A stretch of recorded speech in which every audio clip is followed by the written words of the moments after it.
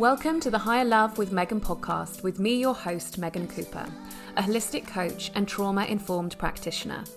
This podcast seeks to break out of the echo chamber of societal narratives that perpetuate our institutions and challenge the status quo of wellness and beyond. Join me as we decolonize our minds, address and use our privilege, and prioritize inclusivity. Here, diverse experiences are honoured, and together we are fostering a space that stands for higher love for all. As a listener, you are not just here to passively consume. You're an ambassador for deep healing and societal evolutions, ready to engage in thought-provoking, challenging conversations.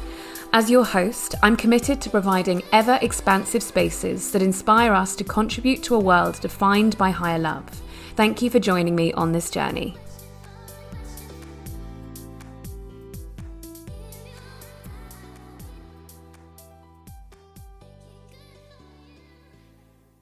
Okay, love. Well, it's really, really great to have you this morning on this very bright, sunny morning in Brighton. Feels nice to be recording under this nice kind of vitamin D insertion into the window. So really great to have you. Welcome to the podcast, Georgie. Thank you for having me. So instead of reading people's bios back to them, I always like to introduce guests kind of through their own words, but without giving you that question of please introduce yourself. And then suddenly it's like you forget every single way to describe yourself. Yeah. So let's just kickstart with what feels alive for you today in terms of who you are arriving at this podcast. Oh, good question. Juicy start. Do you know what's been really alive for me the last few days is my ability to focus. And I think that over the years, I've maybe thought that I didn't have that capability. And while preparing for this workshop that I'm doing on Callie's training in a couple of weeks, it's been really nice to just dive really deep into studies. And obviously with the podcast coming up, it's been like really aligned to just be like, there's a double mission here for me to just like really be as knowledgeable as I possibly can.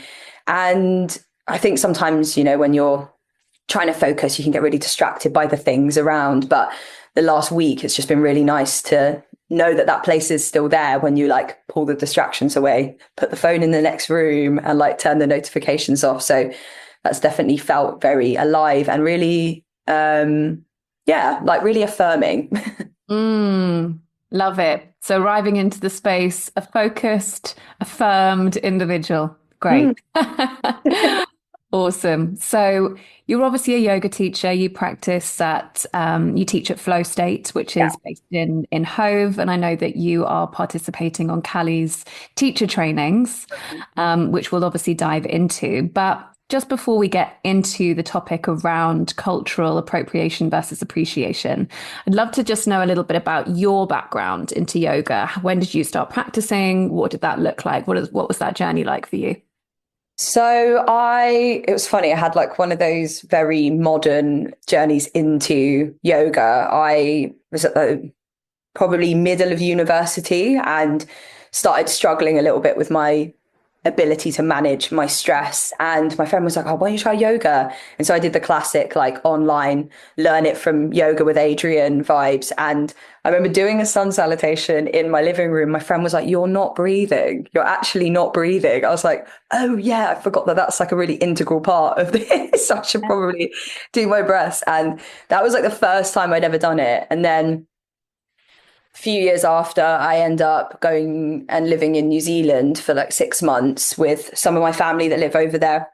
And it was kind of like the first time I'd really struggled with loneliness, and I didn't really have a huge amount of a network. And so that's when I really started to dive into the practice and spending a lot more time just, reading about it. I found this amazing teacher over there and they became my kind of community, even though they were like probably double my age at the point. It was just like really nice to be with like-minded individuals. And that yoga class became like the thing I really looked forward to in the week. So, and then I struggled a bit more with loneliness over there. And I decided I'm just going to take a new pathway. And so I went to India on my way back and spent a couple of months there. And then I was like, this is where I'm really drawn to, is the East. And I spent quite a bit of time in India. And then I ended up going to Sri Lanka, which is where I'm from, or where my mum's from. And everyone kept saying to me, like, why haven't you been to Sri Lanka? Like, you spend all this time in India and you haven't actually been to where your heritage is. I was like, okay, cool. So I went back there, and it was just the most profound and incredible experience as someone that had grown up in the West and always identified myself as Sri Lankan, but really had never thought what that actually meant on a deeper level. And so then I started to like explore my journey into teaching. I did my teacher training in India and started practicing and teaching over here in the UK. And there was a few moments that during the early stages of teaching where I had students come up to me and just say, oh, it's so nice to have a person of color teaching. It's so nice to have someone that's South Asian holding these spaces and helping them to feel less isolated in a space that perhaps didn't have that kind of balance. And even in Sri Lanka, when I was teaching in Sri Lanka as well, it was people coming up to me like, it's so nice to have a Sri Lankan teaching here. So that kind of sparked something in me that was like, wow, I think I have something to really gift in the UK that is creating and encouraging more diverse spaces in the wellness world. And I guess that kind of just led me on the mission to be comfortable with talking about these things and helping other people to feel comfortable discussing the issues that we face in the wellness industry, which is still very much apparent. 7 years into teaching, it's still something that I recognize here down in Brighton and in London. And there's still a lot of work to be done, but I think there is so much more awareness and people aren't as afraid to kind of touch on the subjects of cultural appropriation. And the amount of conversations I've had with really good friends that are yoga teachers, and they're like, am I doing something wrong? Is there this sticky area with this? And there isn't ever really a clear answer behind it, but at least people aren't afraid to ask the questions and learn from their mistakes. So yeah, it's just been a really, really complex and fun journey towards this point. There was something that you said in there that I'd just like to dive into, where you said that, with your Sri Lankan heritage, it wasn't until you actually went to Sri Lanka that you knew what that meant to you on a deeper level. What do you feel it does mean to you on a deeper level now? So there was a sense of disconnect that I definitely had with the UK because I was never someone that belonged here. Even from a very young age, I was made aware through probably early childhood bullying and stuff. I remember in school that I was different. And then there was a feeling that when I went over to the East, even though I wasn't from India, I kind of just blended in a little bit more. And there wasn't this feeling that I felt different. Yeah, I think there was something quite profound about going to Sri Lanka and meeting people that from all over the world had mixed heritage like me. I made quite a few close friends that were half Australian and half Sri Lankan, or half American and half Sri Lankan. And suddenly I had this community of people that I'd never, ever experienced in the UK that just got this weird bridge that we live in. You don't really belong there. And then when you go to Sri Lanka, they're like, no, you're not really Sri Lankan either. But at least when I kind of dipped my toe into both of the worlds, I was like, oh, I kind of feel like I half belong in both of them. So it felt like it came to a whole in a way.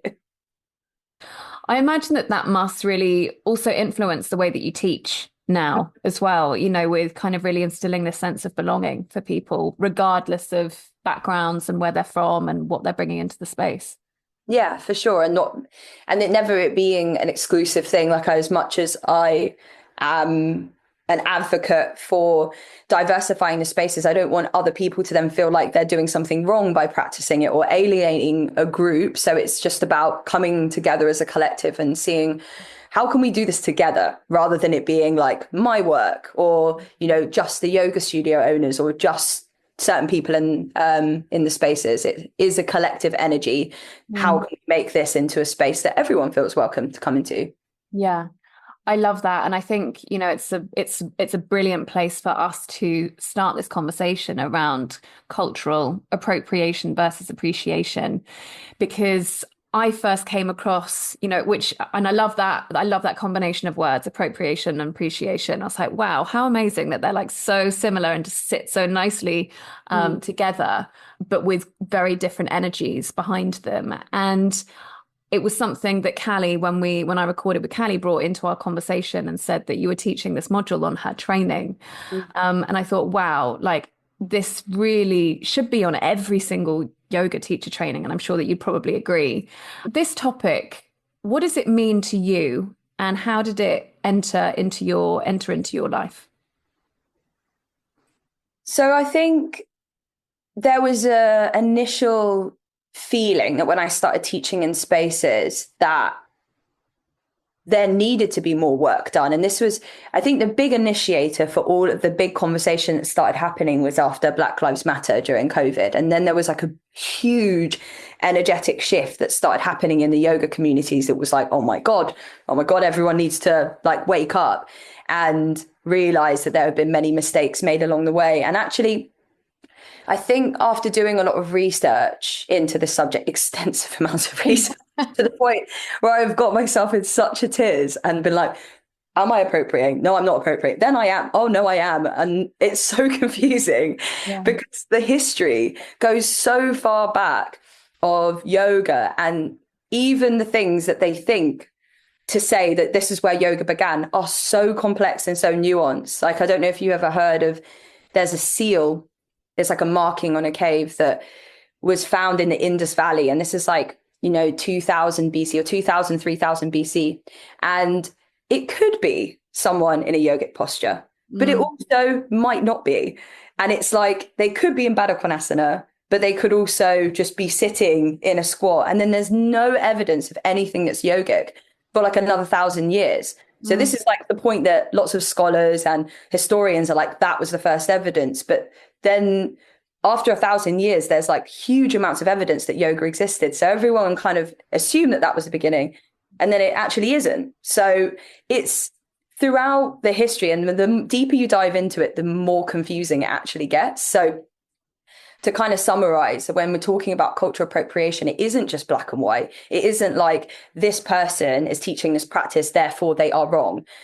It's so nuanced and requires a huge amount of context. So I think that what I've learned along the journey is that we can't just take face value. We can't just see someone and be like, let's call them out, they're appropriating, because there is so many layers to that person and to the history that goes behind the practice that they're sharing. And so like when I come on my trainings, I kind of like open up as like a caveat, and I'm just like, by the way, I am not a scholar. I am not an academic. I have been on this path for like 10 years, and I probably know quite a bit more than the average person about the subject. But still I'm learning, and still I'm making so many mistakes as well. And I do more research, and then I'm like, oh, maybe I shouldn't share that practice, or maybe I was wrong doing that bit, or sharing those words. And then I'll read some other research that says the complete opposite. So it is complex. And I think we just have to understand that as yoga teachers in the West, we are probably appropriating at all points, unless you're South Asian. And then even if you're South Asian, there's nuances and complexities behind it. So it's how can we lead these practices in the kindest and most informed way, knowing the history of yoga in the best way possible, being really lit up by the practice in your own experience, and not just regurgitating something that you've heard from another teacher or something that you think you should be sharing as a teacher.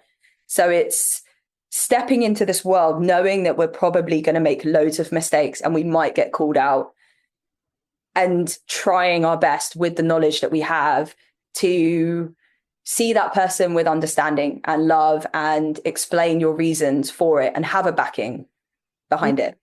I love that. And what you were speaking to, or what I was really hearing, was this mindset of like, even someone like yourself who's done, from when we last had our last conversation, it sounded like very extensive research into this area, like a real kind of like PhD standard rabbit hole there. Maybe a few PhDs. Yeah.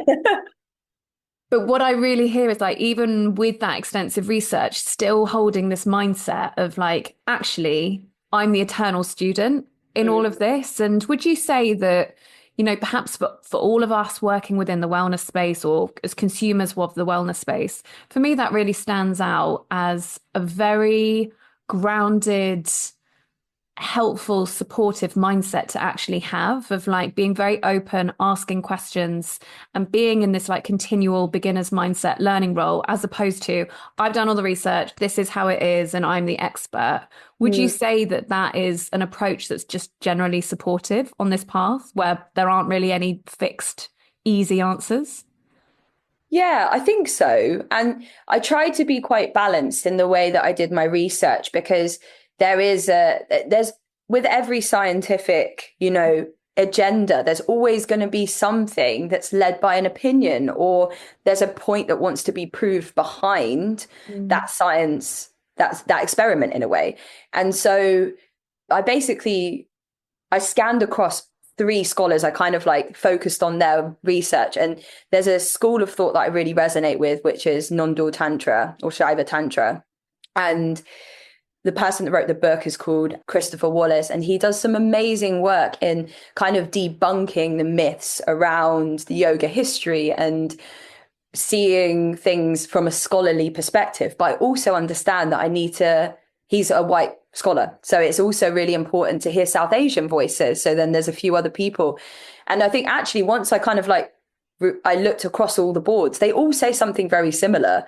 It's kind of like, there isn't really an answer to this work. And actually, we can just do our best in this space to share the things that really matter. And clearly, the West needs it right now. And actually, the whole world needs this practice, the things that really light us up and give us this sense of connection and help us feel freedom away from this incessant craziness of the mind. And even if it's just a little glimmer that you get when you're sharing an Om, like, how powerful is that we get to go into these spaces and really connect to every single being in that room through sound and through vibration. And to deny that practice of a world that really needs it right now, it just seems quite wild, just because we're like treading on eggshells of maybe it being appropriation or maybe not being appropriation. I think just always entering into spaces, being like, I don't really know the answers either, but I've got a lot of research to help me to get to a place of, at least if someone were to ever call me out and say, I think that's cultural appropriation, we can have a discussion. And it's not just met with defensiveness or an immediate withdrawal from wanting to teach, which I've also done. It's like, through this research, I'm like, should I even be teaching in the West? And that is a question that I'm sure lots of people have probably asked themselves. And something one of the scholars said is, a lot of the most critical people tend to be the best teachers. They're the ones that are really over-analyzing themselves and whether this feels right. And they're probably resisting from teaching and sharing their gift because they're so afraid of it offending someone. And so then it's like, well, what's the point of all of it in the end if we can't even actually practice these amazing things?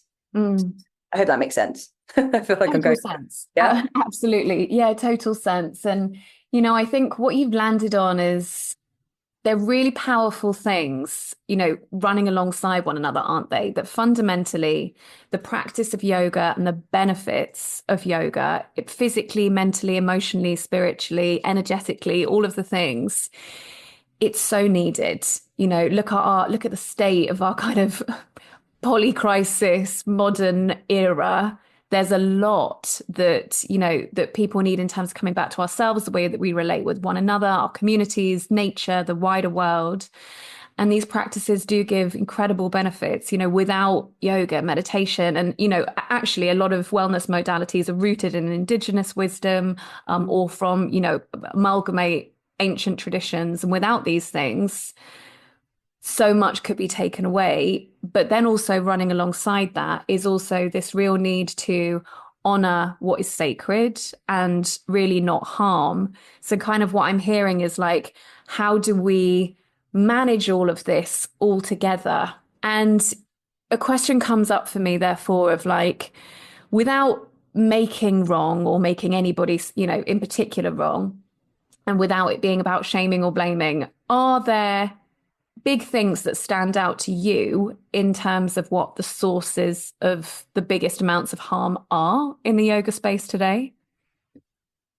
I think, to be honest, a lot of the the criticisms that initially were happening in wellness spaces, things like misuse of the word namaste and improper use of Sanskrit, and also taking the practice. And I mean, it's also quite challenging because what is yoga? And to appropriate yoga is actually quite a complex idea, because yoga is, that's one of the translations that one of the scholars uses, is a psychophysical practice of a connection of mind and body.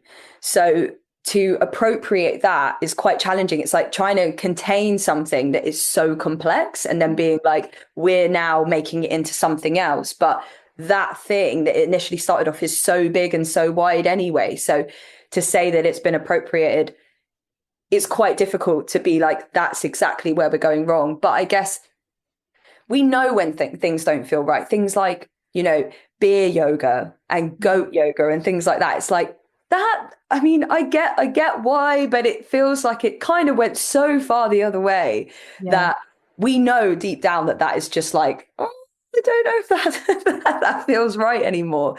And do you know what? I think even in yoga spaces, I've noticed how things like, those t-shirts like good vibes or namaste in bed, all of those things have kind of dwindled from the yoga industry anyway. I barely see them anymore.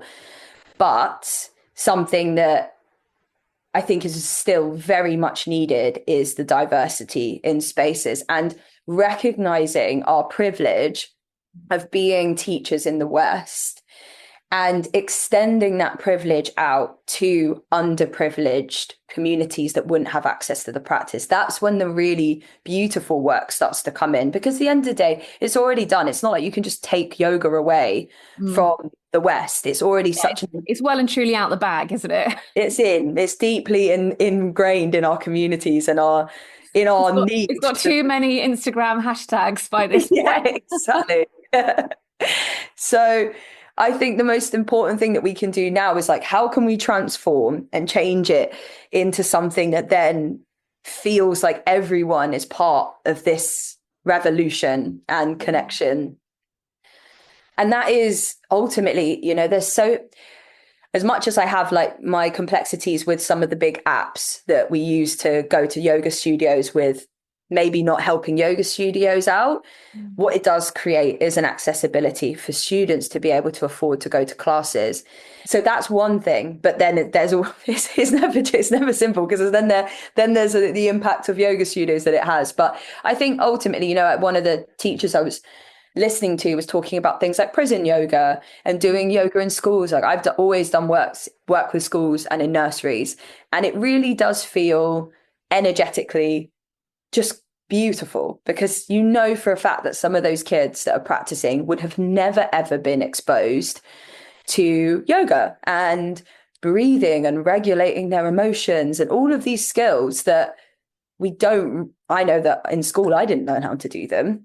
Yeah. So to be exposed to that from a super young age, when maybe they've got really challenging things going on at home, and they know that when they do box breathing or they blow a feather or they use the feather to like stimulate, the receptors on the skin, that is something that's going to calm and regulate their nervous system. So opening the yoga world up from just yoga studios and retreats and all these amazing containers that we are both part of, but then also how can it spread wider and bigger?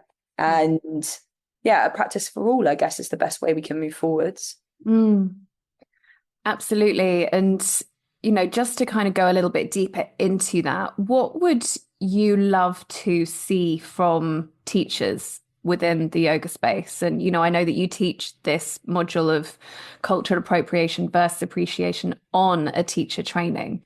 So what would it be that you would really love, if there are teachers or practitioners listening to this episode, what would you really want to encourage people into or invite people into?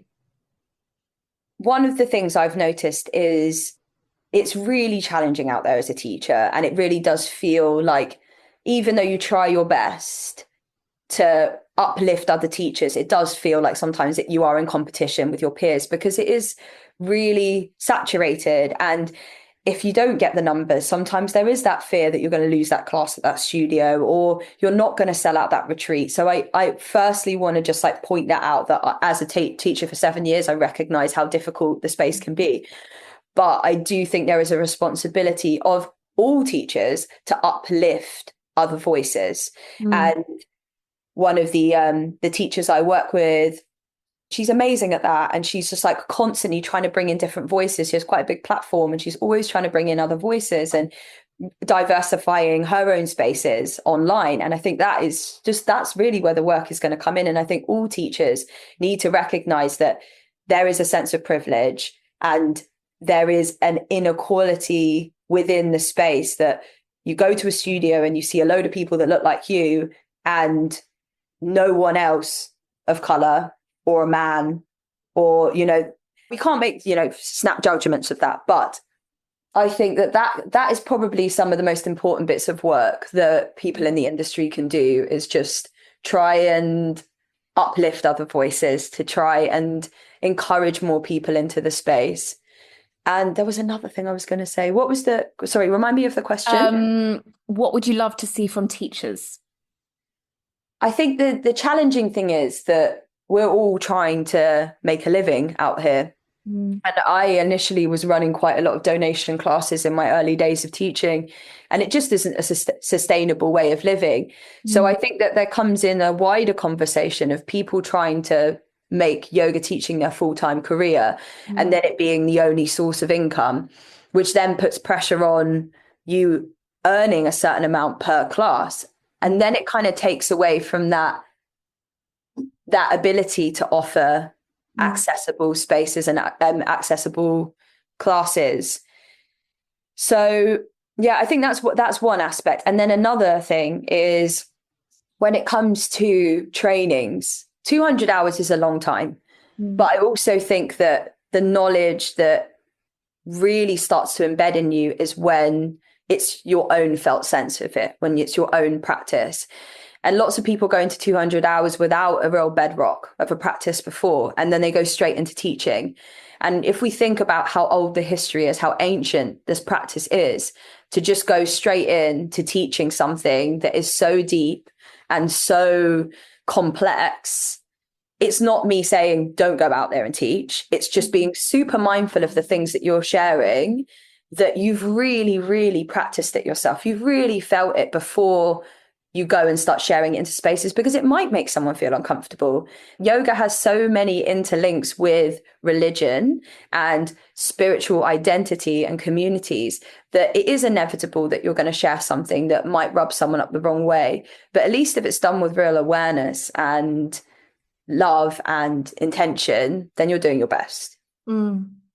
There's something that I hear in there of like continually asking questions about the root of these things, and continually kind of, I guess, doing the work of, what feels real for us and what perhaps we understand and we don't understand. And I remember Callie spoke about this in the podcast when we recorded last year, that like she's always had that kind of like inner rebel of like questioning everything, and it's almost like worked in her favor in terms of coming into yoga to be like, why is it that we say that, or where does that come from? And that's kind of what I'm hearing from you, this like questioning instead of just regurgitating what you might have heard in another class and kind of pick that. And I know for me that there are Sanskrit words that I learnt in training. So I'm like, I don't know what that means. So like, therefore I could be saying something in a class or kind of learning environment that actually I don't know what that is. And I mean, it occurred to me yesterday, I saw someone like just comment on like a Facebook post saying like, aho, which is like generally what people say in terms of like, an agreement. I don't even know like from what lineage that's from, but I've heard lots of people say it, the end of like a women's circle or something like that. And I was like, I don't even know what that means. Like, why do we say that? I don't know what the exact etymology and the exact meaning is. So if we're saying something, there's something that stands out to me from what you've said of like really trying to understand where that's come from and the root of it, and whether that is right for us to be replicating that, would you say? Yeah, I think so. But also, we're not perfect. And, you know, there is so... What do you mean? How dare you? Yeah. I like to believe I am a lot of the time, perfectionist thing. And then I'm like, what? I did that thing wrong? Don't call me out. Yes. But yeah, I think that even, you know, I've been teaching this for 7 years, and sometimes I'm like in front of the class, I was like, I don't remember the Sanskrit word for that. I don't remember, you know, and it happens all the time. We're just humans. I don't know what every single word means. To do that would just be crazy. Like, especially if you're in your early years of teaching, and that is not what I'm saying. I'm not saying you come out of a 200 hour and you should know every single term and know exactly what you're, you know, every single word that you're using. There has to be this deep understanding of it, because it would just mean that we just spend all of our time just berating ourselves if we didn't know the meaning. So it is like a constant balance. And I guess it always comes back to this practice. You know, it's like, I always use the analogy of like yin and yang. So it's like, you've got that yin energy that's like that, the yang energy that's like that fire, that energy to do and to learn and to progress. But then there's that softness that comes in that's just like, okay, I did that thing, I did my best, but then also releasing from the outcomes and just being like, it's okay as it is. And it's constant, that constant play of energies where it's like, I'm curious to know every possible bit about this practice that I can learn, but I'm also a human that has a limited amount of energy and ability to absorb information. So it's a balancing act. I love that. And I love the values that you've just outlined of like curiosity and also compassion. And I feel like certainly for me, as I have delved more into these topics, you know, over the last couple of years, compassion feels very necessary because, you know, I think this is kind of what you're speaking to as well. I think within all of us, certainly for myself, because my inner perfectionist can be very strong. So I've got something wrong or it's my fault wounding is also quite strong. So when I, in the past, landed on things which I perhaps was saying or used to say, there was this guilt and this shame that came up. And then this fear stepped in of like, well, I'm now so afraid of getting it wrong that maybe I just won't say anything. And I think that seems to be a bit of a trap that people fall into, that you're almost kind of like stuck in this paralysis of not wanting to put yourself out there or not wanting to share your voice or your gifts or whatever it is because you're worried about just getting it wrong. Can you speak to that within this process? Because that must affect a lot of teachers. Yeah, and I actually know while you're saying that, I've got a story of my own realization of appropriation while I was doing this work.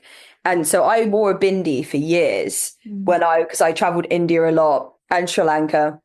And I used to wear a bindi it was kind of a thing that I initially started off as a protection for me because I was traveling alone a lot. And you give off the signal as if you're married just to be a safe solo traveler.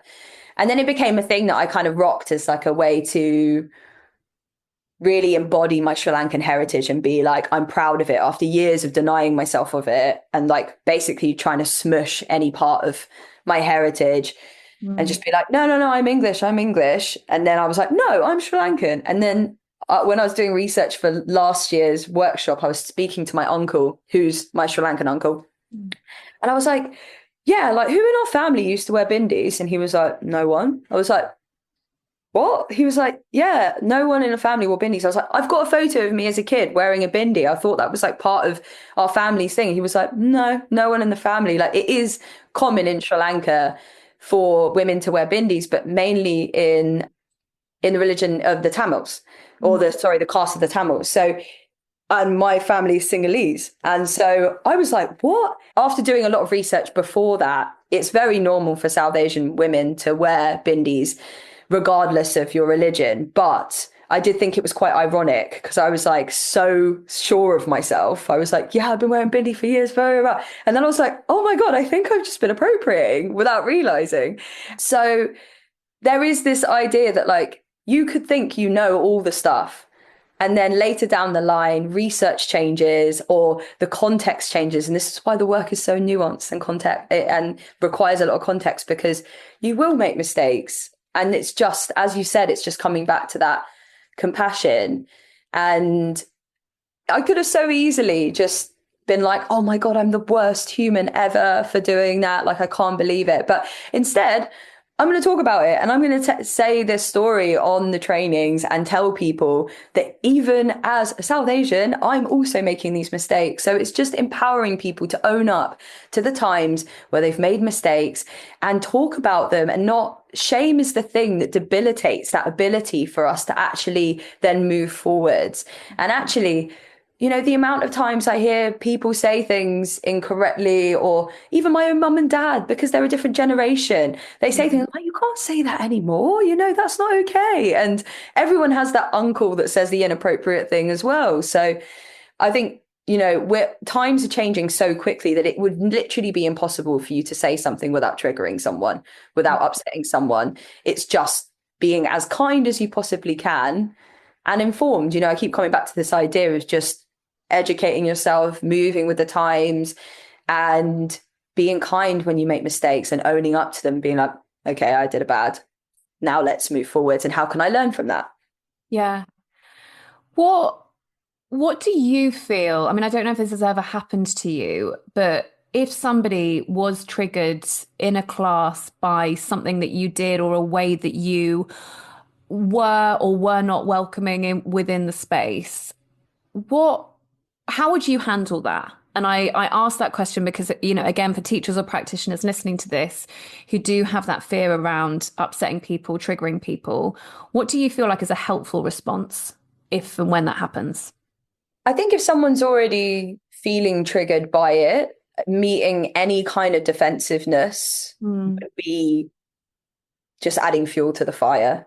And I think it's always just acknowledging that person and how they feel. Like, I'm really sorry that what I said upset you in some way, or in some way triggered you. And then being able to have an open discussion about what it was, the initial thing. Like, the use of language in particularly Brighton has changed so quickly within the LGBTQI communities, and things that we so commonly used to say back in the day, like guys, as a group of people, I quickly realized when I moved down to Brighton, I had to like relearn my language. But sometimes it was just like, I would just blurt it out and greet a group of people, like, hey guys. And then I realized, I was like, oh my God, I can't do that anymore. And the mistake itself isn't the problem. It's like, if, for example, you were to upset one, it's owning up to that mistake and being like, I'm really sorry. I'm on a journey of trying to rectify it. And, you know, language changes so quickly, and to keep up with all the changes, again, is like a day job in itself. It's so, yeah, I think that's it. Yeah, I think a shift kind of I noticed that a shift happened for me when I was in conversation, and I realized, so yeah, someone said to me that they thought I was speaking about somebody else and something that somebody else had said. And somebody who is biracial said, I think that that's harmful. I think that that's racist, or inciting racist thought and language. And I was like, oh, no, but they're so nice. And this person was like, that has nothing to do with racism. And I was like, yeah, oh my God, of course. Me, as a white, cisgender, heterosexual person who's not used to marginalization, of course, my then defense is like, oh, but they're so nice. They're such a nice person. They don't mean it like that. But that's like a microaggression, because I was actually invalidating that person's experience and thought.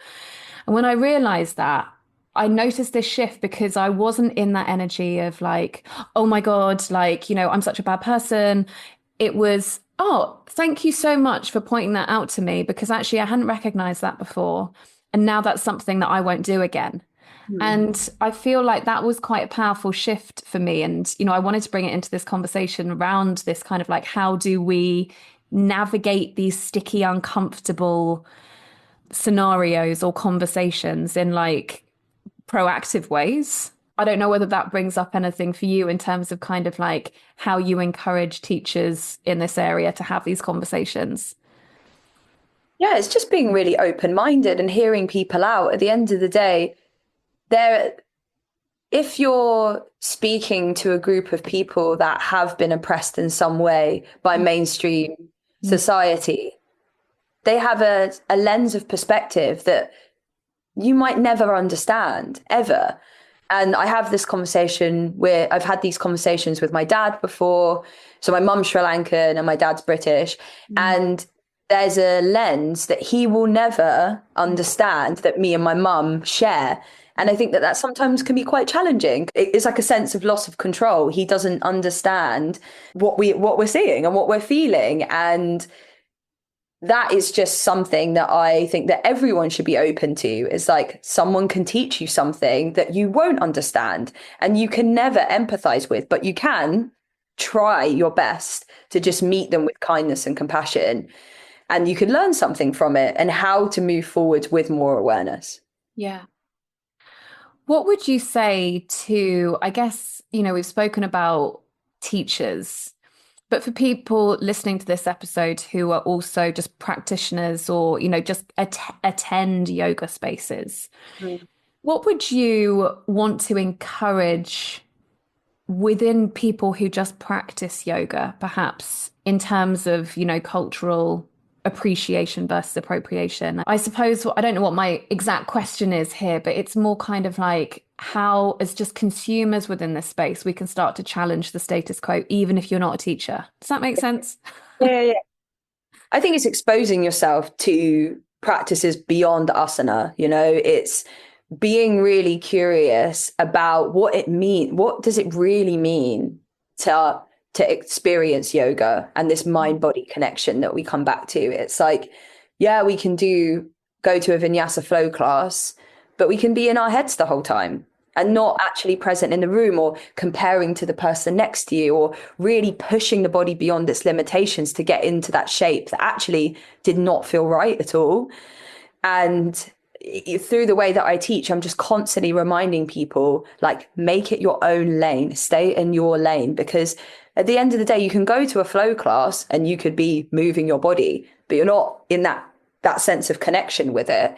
So then it's like, that's not even yoga, that's just stretching, that's just moving. So to really have that curiosity, once you've kind of got that little taste of yoga where you're like, oh, this feels like magic, what different avenues can you start to explore that are off the mat? Like I can't remember the last time I rolled out my mat and practiced asana, but I practice yoga every day through mantra meditation, through singing, through chanting, and like through self-inquiry and reflection. Like there's so many aspects that people from the outside will probably be like, well, you haven't done yoga in ages. And I'm like, that's what you think. So I think it is just like broadening that window of like, how can I really give this practice justice and the justice that it deserves in honoring these roots of where it comes from? Because the early practices of yoga were nothing to do with posture. If you date back to the history, they would do like breathing exercises and meditation, but it would mainly be seated. It would be like maybe hung upside down or their legs up, propped up against a tree. But it wasn't what we know to be in modern postural yoga as asana. So if we're really trying to honor the roots, how can we go back to the origins of what it really is about? And it's not about these fancy poses. Yeah, they're fun. And don't get me wrong, I love a good flow class and I love, testing the waters and the edges of my body. But when the body is like big no, the amount of people that come into my class like, oh, I've got this injury, I can't move. And I'm like, why are you here? Rest. Do a yoga nidra, have a little lie down, babes. Like, why are you here? That you look like you're hobbling in and you're in pain. So it really is just coming back to that. I think it's probably the best thing we can do to bring it justice. There's something that I hear in there about really honoring the practice and having a lot of reverence for the sacredness of it. And I guess, with our slogans like Namaste and the commodification of the practice and, how our capitalist society manages to bastardize absolutely everything, it is cutting off that honoring and that reverence. And I was in a workshop last week talking about the process and the unlearning of decolonizing and how colonization basically cut off the sacred at the root. And the way that I hear you talk about your yoga practice, even when you're not quote unquote like doing your asana practice, through the process of the way that you bring yoga into your life and into your psyche and into your energy body continually, it sounds like there is a lot of reverence for the practice. So that's what I hear from you within that share as well.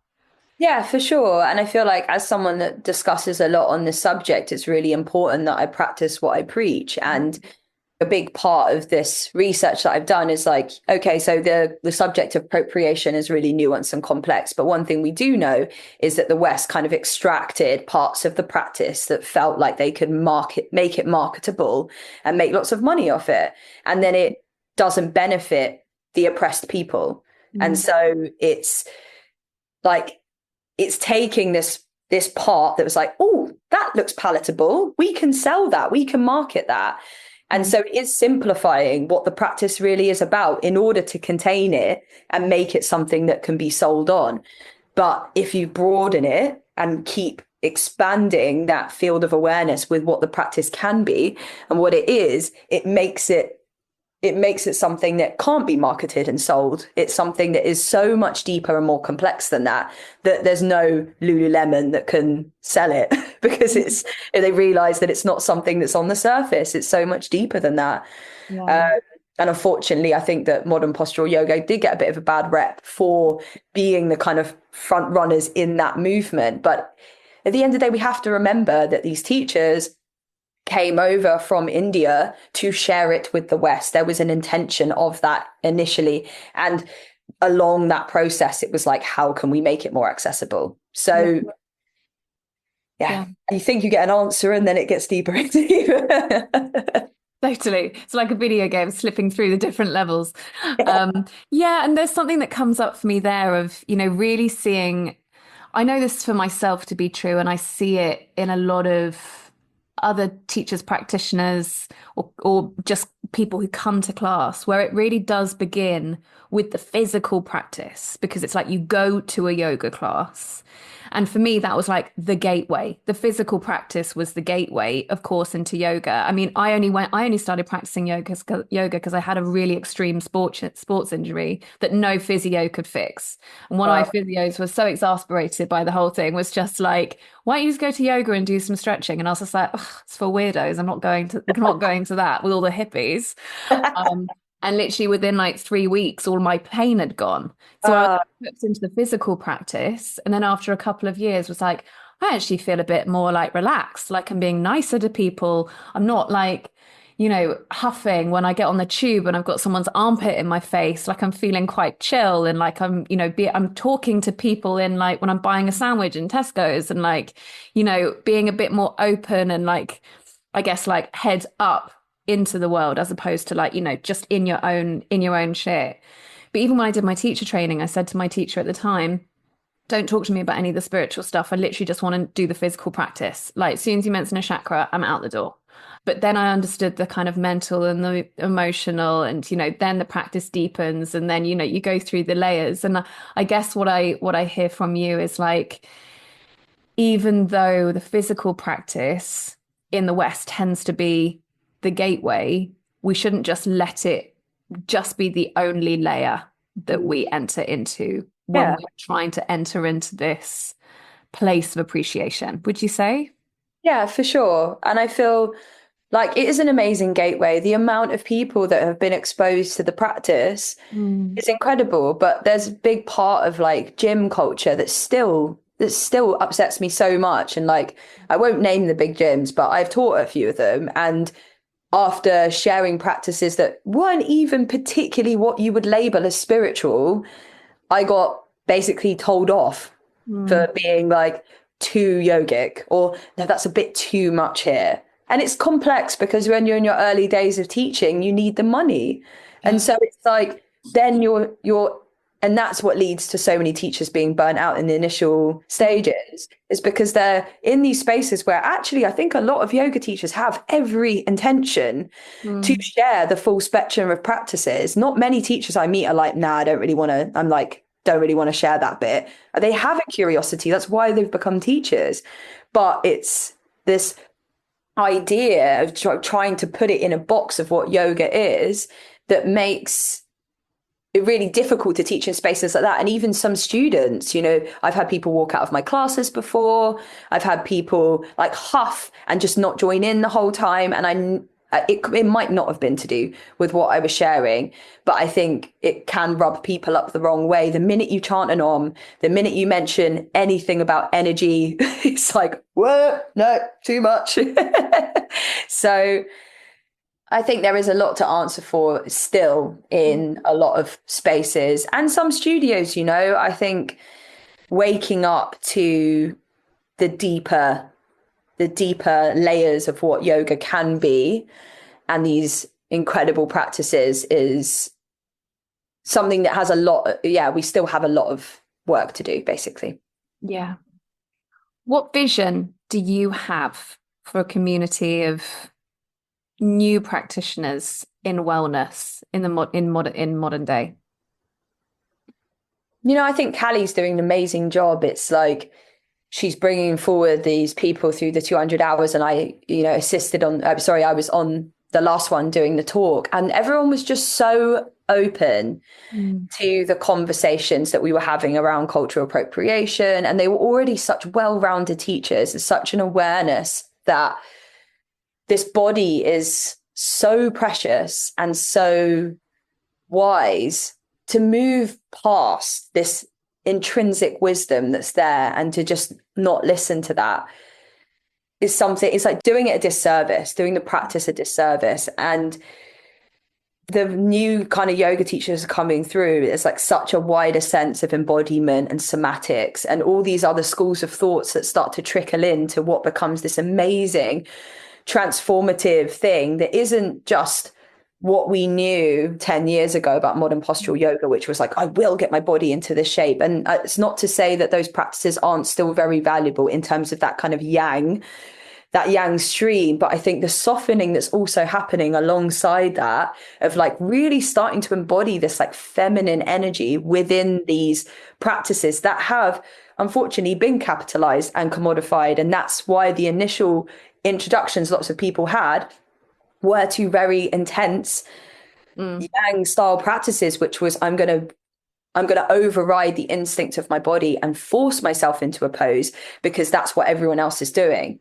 And then this huge resurgence of embodiment is just making the spaces so primal and wild and incredible to watch people move in such an intuitive way. You've got people that are just in child's pose, and then you've got people just like so connected that feels like something really amazing that's happening in these wellness spaces, that there's a freedom happening. And that's, it all comes back full circle to what we're looking for in this practice, which is that connection to mind and body. And I think that even at points when I was early years of practicing Ashtanga, I was so injured and my body was not okay. And I would just force because that's what everyone else was doing. And then the minute I started practicing in this embodied way, these injuries just start disappearing because when I don't want to do a practice, I'm like really honoring the pace that I need to move at through that. What I hear from you is like, actually, I find it quite encouraging, this conversation, Georgie, because I'm like, the yoga landscape has changed a lot actually in the last 10 years. And just thinking back to when I first started practicing in my early 20s, like 15 years ago, I used to do Bikram yoga, and, you know, similar to kind of what you were saying when you practiced Ashtanga, almost some teachers, it felt like a kind of military operation. Like, you know, the way you stand up, the way that you breathe, the way that you move, you know, I'm hypermobile. So even in extra heat, I injured myself quite a lot in the end. But the way that you're speaking to it there, I'm like, wow, the way that people teach, the way that people talk about the nature of yoga, even having this conversation about appreciation over appropriation, it's like, wow, things are actually shifting, which I think in our modern day is a nice, encouraging place to rest in for a moment. For sure. And like cultures all over the world are constantly exchanging and morphing. And we, of course, we can't deny the British Raj and its impact on the yoga practice and how it's formed and how it's come over and extracting certain parts. But there is a sense that it's like we're acknowledging that those mistakes, like we've been talking through the discussion, the mistakes have happened. You can't undo the things that have happened, but what can we do moving forwards? And I think that the movement that's happening through yoga spaces is just so empowering and beautiful to watch. And particularly in times where in my communities and the extended communities, people are struggling. People are finding the world like a really hard landscape to be in, and to be in these communities, and myself included. I've showed up to the classes over the last couple of weeks with the political landscape of everything that's going on. And it's so triggering and so hard to watch just on your phone when you're sitting there, seeing these things play out in your mind, or sorry, just in your vision. And then you go and you're like, in a space, I teach a lot of children's yoga as well, and like being there with these little kids, these little bundles of joy, and they're moving into downward dogs and sun salutations, and then I go and teach a bunch of adults that are like dancing and shaking and like, oh, I really needed that, you know. It's powerful. And I think that moving into these spaces now with as much awareness is just the best service we can do, to the mistakes that have been made in the past. Yeah. And reconnecting back to our sense of humanity. You know, that's something that I hear from you there. And I know that you've got a dash, so I'm just going to ask you one more thing, which is you identify, you know, speaking of connecting back to our humanity, you identify as a play and rest activist. Mm-hmm. Can you speak to me about this? What does that mean to you? Just before we sign off. So coming back to the kids yoga, I've had rest activists for a really long time on my Instagram.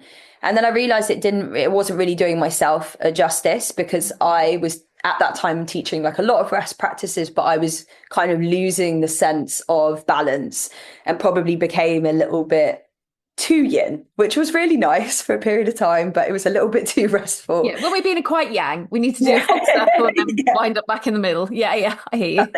I like swung for a while, and then it ultimately just came to the place of balance. And I think I would never not teach children yoga, because they inspire me more than any other group of people. They are just little lights in this world, and they're like 2 to 4 years old in nursery, and every time I show up, it is like the most exciting thing in the world that yoga class is on. And even now when I teach adults, I'm like, how can I bring that sense of play and joy into a landscape of a world that is just telling us to be so serious all the time and perfect and strive and control, and then bringing this element of play in and just being like, yeah, I'm going to do lion's breath and stick my tongue out. Yeah, I'm going to dance around and shake and be an idiot, basically.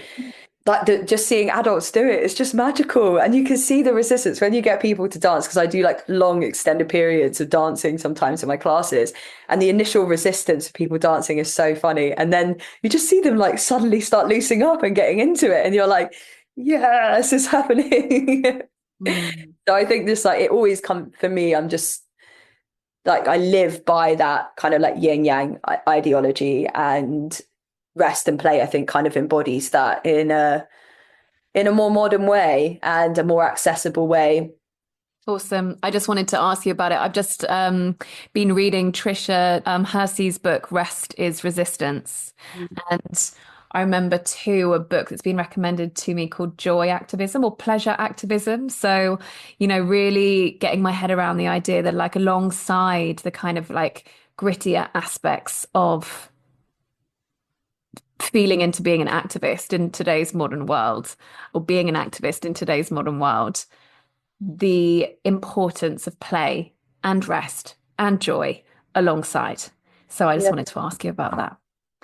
I think it also comes back to like activism within, you know, the collective human space as well. You know, there's, as I mentioned before, there is so much going on, and to not be awake and aware of what's going on and vocal and sharing, and again, it's extending that privilege to communities that are underprivileged. And if we're not embodying those values, like that is also such an inherent part of yoga, is activism. Is we are, if we're really looking back to the roots of yoga, we are one connected being and we all move as one.